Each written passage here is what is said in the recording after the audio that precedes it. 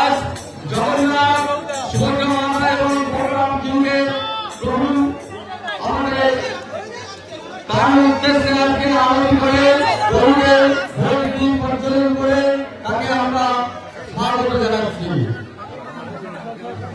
উপস্থিত হয়েছেন মন্দিরের আচার্যদের গরুপাড়ার শ্রী শ্রী শামসুন্নাথ উপস্থিত হয়েছেন শ্রী শ্রী গৌরী সরকার। শুধু তাই নয়, গরুপাড় শ্রী শ্রী সমানন্দ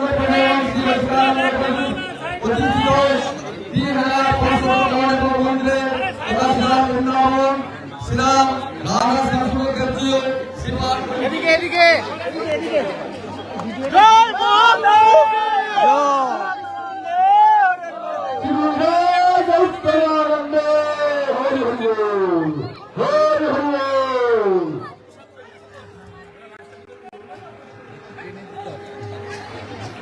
এবার আমাদের প্রভু শ্রী জগন্নাথ প্রভুকে আমরা ভোট দিয়ে আমরা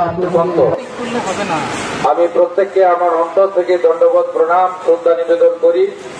পশ্চিমবঙ্গ সরকারের পক্ষ থেকে এই শুভ পবিত্র রথযাত্রা উপলক্ষে আপামর পশ্চিমবঙ্গবাসীকে আমার পক্ষ থেকে সরকারের পক্ষ থেকে আন্তরিক অভিনন্দন জ্ঞাপন করি। আমি ৭১তম কলকাতা রথযাত্রা মহোৎসব, যার পরম্পরা মেনে আমাদের শ্রীলা প্রভুপদ যিনি পূজ্যপাদ এই ভক্তি আন্দোলনকে গোটা পৃথিবীর সমস্ত প্রান্তে ছড়িয়ে দিয়েছেন, তার প্রতিষ্ঠিত ইস্কন কলকাতার পক্ষ থেকে আয়োজন করা হয়। আমি গর্বিত, আমি ধন্য যে ৭১তম রথযাত্রা উৎসবে শুভ লগ্নে আমি বেশ খানিকক্ষণ আগে এখানে পৌঁছে আমাদের পবিত্র মন্দিরে রাধা মাধবের আরতি করেছি। আপনারা শুনলে খুশি হবেন, ইসকনের সঙ্গে পশ্চিমবঙ্গ সরকার যৌথভাবে কাজ শুরু করেছে। তার প্রাথমিক পরিকল্পনা, অনুমোদন ইত্যাদি হয়েছে। পশ্চিমবঙ্গ সরকারের এবারের বাজেট বক্তৃতায় দেখেছেন যে আমরা সুকোমলমতি ছাত্রছাত্রী আগামী দিনের ভবিষ্যৎ, তাদেরকে আমরা যে পুষ্টিকর খাদ্য বিতরণের মহান দায়িত্ব, যেটা ভারতবর্ষের বিভিন্ন রাজ্যে ইসকন সাফল্যের সঙ্গে করছে, এক্ষেত্রে আমরা পশ্চিমবঙ্গে কলকাতা মহানগরে আগামী ১ আগস্ট থেকে শুরু করতে চলেছি। এটি একটি পরম প্রাপ্তি আমাদের। আমাদের সরকার শুধুমাত্র আধিকারিক এবং নির্বাচিত প্রতিনিধিদের মধ্যে সীমাবদ্ধ থাকবে না।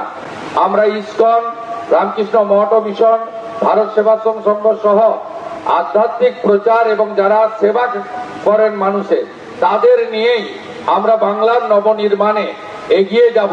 এটাই আমাদের প্রত্যেকের অঙ্গীকার।